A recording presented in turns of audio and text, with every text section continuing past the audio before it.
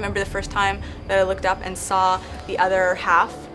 I saw Asmodee up in the sky and I was just like, wow. I mean, that's the other side, that's where the other players are, and it's a really cool feeling.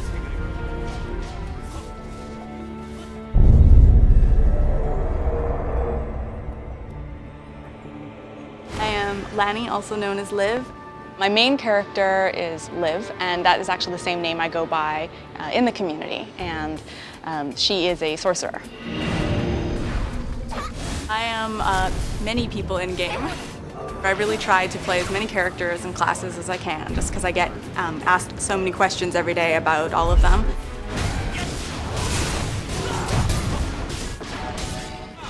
One of the first things I say, when I meet people and they ask what is Aion, is I explain what the word means. So Aion is the name of the god. He created the world of Atreia, everything inside the world, and all of the resources used to keep the world running. Aion is an extremely cool fictional world that's been torn in half. We create this rich, unique, ethereal world where we have these two races struggling against each other. And a third evil faction as well.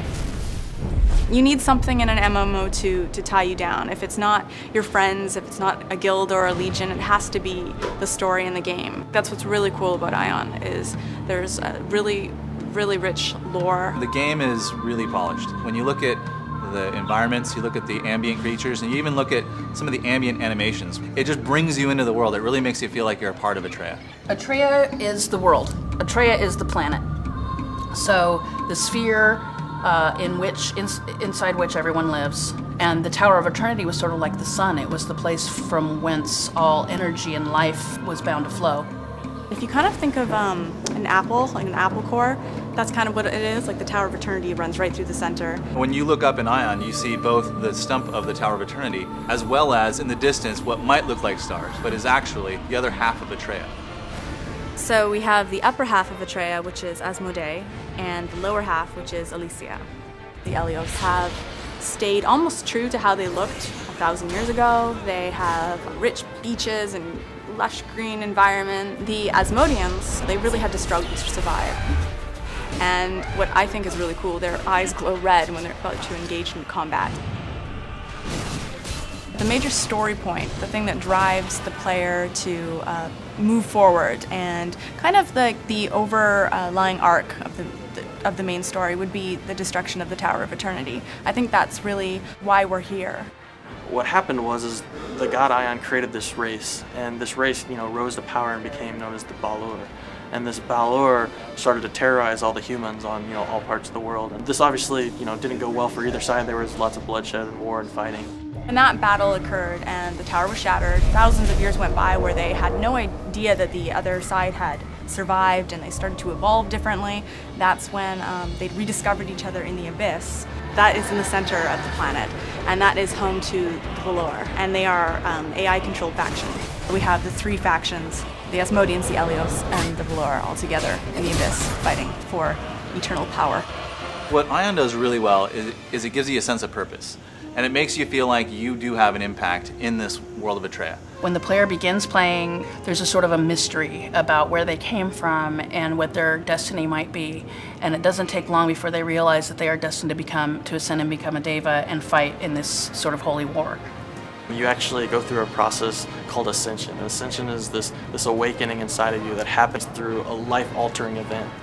The best part of this is that you actually earn your wings and the ability to fly. You learn you're immortal and you get wings. It doesn't get much better than that. We have this element of flight in the game. Flight, it's added an entirely new dynamic to battle. There's a lot of strategy that's involved with flight. A new way of getting around in the world that MMOs haven't been able to do to this point.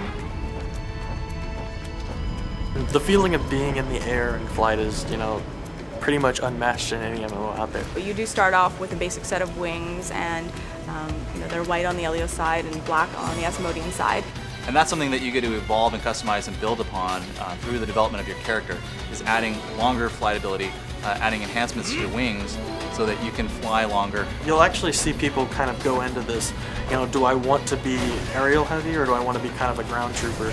People are going to have to manage their stats based around that. You're not going to be able to have everything. And this will create a diversity in, throughout classes, throughout stats, and just more customization in the world of Aion. It actually leaks into your real life. I went hiking this weekend and I was standing on the top of Mount Si and I was looking over the Seattle horizon and I was like, man, if I had wings, this would be so cool. I could just like fly down. And I think that you have that same feeling in game where you just, jump off a cliff and hit spacebar.